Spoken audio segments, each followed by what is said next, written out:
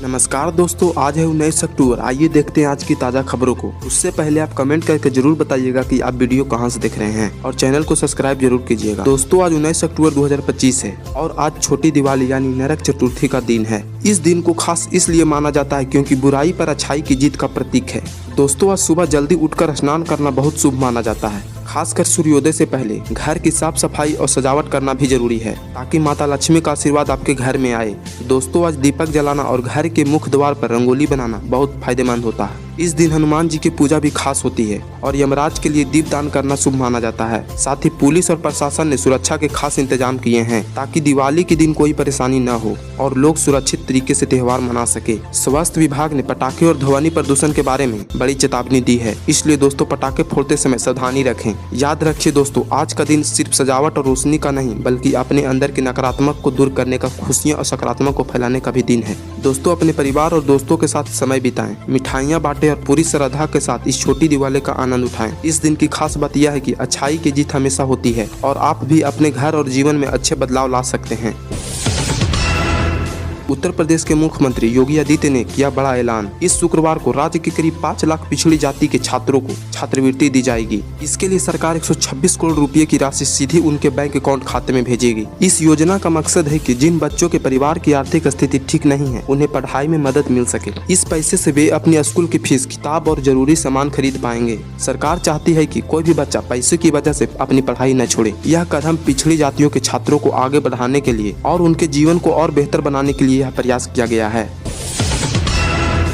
इस बार धनतेरस पर सोने की चमक चारों तरफ देखने को मिलेगी क्योंकि देश भर में सोने की भारी खरीदारी होने की उम्मीद जताई जा रही है। रिपोर्ट के मुताबिक धनतेरस के दिन पूरे भारत में करीब 39 टन सोने की बिक्री हो सकती है, जो एक बहुत बड़ी मात्रा मानी जा रही है। सोने की कीमत इस समय 1,34,000 रुपए प्रति 10 ग्राम तक पहुँच चुकी है। फिर भी लोगों का सोने के प्रति उत्साह कम नहीं हुआ है। दुकान और ज्वेलरी शोरूम में ग्राहकों की भीड़ पहले से और बढ़ती जा रही है क्योंकि लोग धनतेरस को शुभ मानते हुए इस दिन सोना चांदी खरीदना सौभाग्य लाने वाला माना जाता है। कई ज्वेलर्स का कहना है कि इस बार धनतेरस पिछले सालों से ज्यादा बेहतर रहेगी क्योंकि शादी का सीजन भी पास है, जिससे लोगों की खरीदारी और भी बढ़ेगी। साथ ही डिजिटल गोल्ड और ऑनलाइन प्लेटफॉर्म पर भी सोने की खरीदारी तेज हो रही है। जानकारों के अनुसार कीमत बढ़ने के बावजूद सोने की मांग में कमी नहीं हो रही है, बल्कि लोग इसे भविष्य के लिए निवेश के रूप में देख रहे हैं। धनतेरस के मौके पर सिर्फ सोना ही नहीं बल्कि चांदी के सिक्के, बर्तन और पूजन सामग्री की भी खूब खरीदारी की जा रही है, जिससे बाजार में रौनक लौट आई है। दुकानदारों का कहना है कि सुबह से ही ग्राहक आ रहे हैं और रात तक भीड़ लगी रहती है। कुल मिलाकर इस बार धनतेरस पर देश भर में सोने की बिक्री के सारे रिकॉर्ड टूट सकते हैं।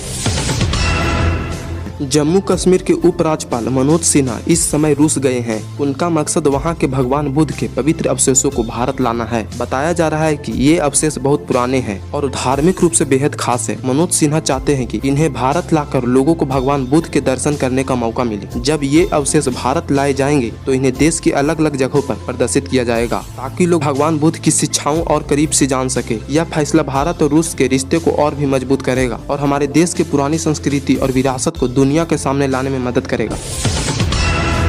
अमेरिकी राष्ट्रपति डोनाल्ड ट्रंप ने हाल ही में एक ऐसा बयान दिया है जिससे उन्होंने कहा है कि भारत अब रूस से तेल नहीं खरीदेगा। उन्होंने दावा किया है कि प्रधानमंत्री नरेंद्र मोदी ने उन्हें भरोसा दिलाया है कि भारत धीरे धीरे रूस से तेल खरीदना बंद कर देगा, लेकिन भारत सरकार ने इस बयान को गलत बताया है। विदेश मंत्रालय की ओर से कहा गया है कि भारत ने ऐसा कोई वादा नहीं किया है, न ही इस तरह की कोई बातचीत हुई है। भारत की तेल कंपनी MRPL ने भी साफ कहा है कि वह सस्ता तेल खरीदने के लिए दूसरे देशों से भी बात कर रहे हैं, लेकिन अगर रूस से तेल सस्ता मिलेगा तो भारत वहां से तेल खरीदेगा। उधर रूस ने भी कहा है कि भारत और रूस की ऊर्जा साझेदारी पहले से जैसी मजबूत बनी रहेगी और दोनों देश आगे भी साथ में काम करेंगे। दरअसल ट्रंप का यह बयान इसलिए चर्चा में है क्योंकि अमेरिका चाहता है कि दुनिया के देश रूस से तेल खरीदना बंद करे ताकि उस पर आर्थिक दबाव बढ़ाया जा सके, लेकिन भारत का कहना है कि वह अपने देश की जरूरत और लोगों के हित को देखते हुए फैसला करेगा। इसलिए भारत ने फिलहाल रूस से तेल खरीदना बंद नहीं किया है और न ही बंद करेगा।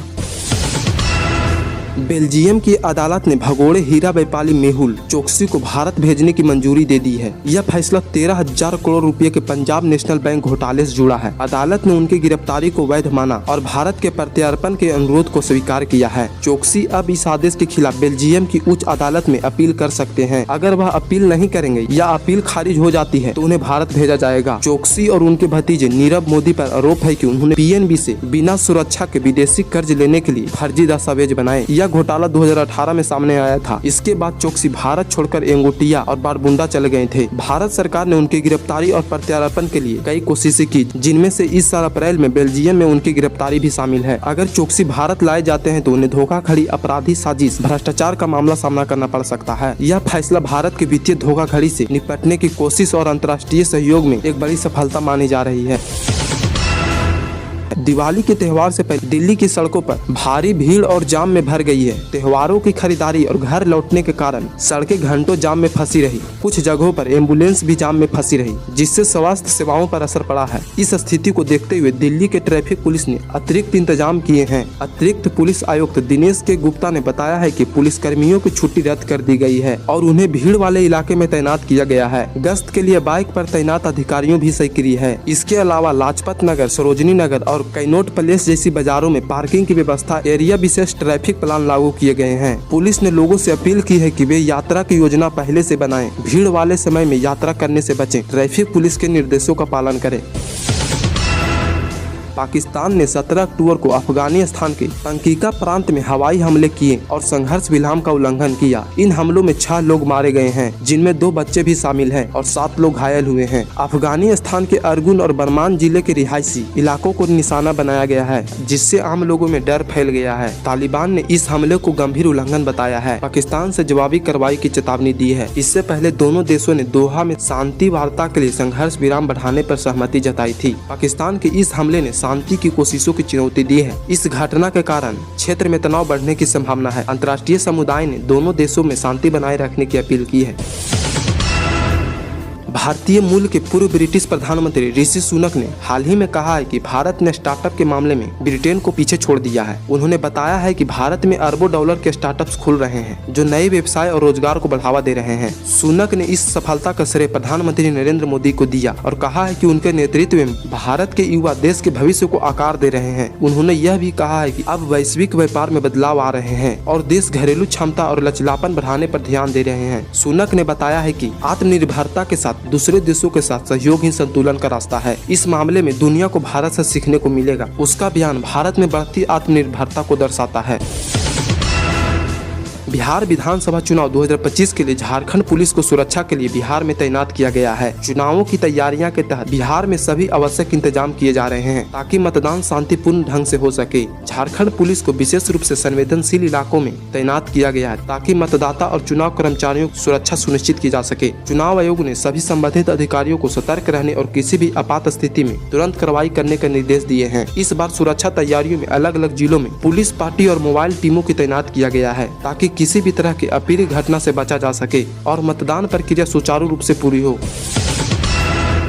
बिहार विधानसभा चुनाव 2025 को लेकर पटना में एनडीए नेताओं की अहम बैठक हुई। इस बैठक में केंद्रीय गृह मंत्री अमित शाह, मुख्यमंत्री नीतीश कुमार और अन्य वरिष्ठ नेता शामिल हुए। बैठक का मुख्य उद्देश्य सीटों का बंटवारा तय करना और चुनाव की रणनीति पर चर्चा करना था। अमित शाह ने कहा है कि अगला मुख्यमंत्री के चुनाव के बाद चुने गए विधायकों से तय होगा, लेकिन जेडीयू ने स्पष्ट किया है कि अगर एनडीए जीतता है तो नीतीश कुमार ही मुख्यमंत्री बने रहेंगे। भाजपा का मिशन बिहार अभियान जोर शोर से चल रहा है और अमित शाह 35 से ज्यादा रैलियों में संबोधित करेंगे ताकि जमीन पर गठबंधन की एकता मजबूत हो और विरोधी भावनाओं को कम किया जा सके। और वही विपक्षी महागठबंधन अभी सीटों के बंटवारे पर सहमति नहीं बना पाया है। इस कारण उम्मीदवारों की अंतिम सूची तैयार नहीं हो सकी है। इस बैठक से साफ हुआ है कि एनडीए चुनावी तैयारियों में आगे है और गठबंधन को मजबूत बनाए रखने पर ध्यान दे रहा है।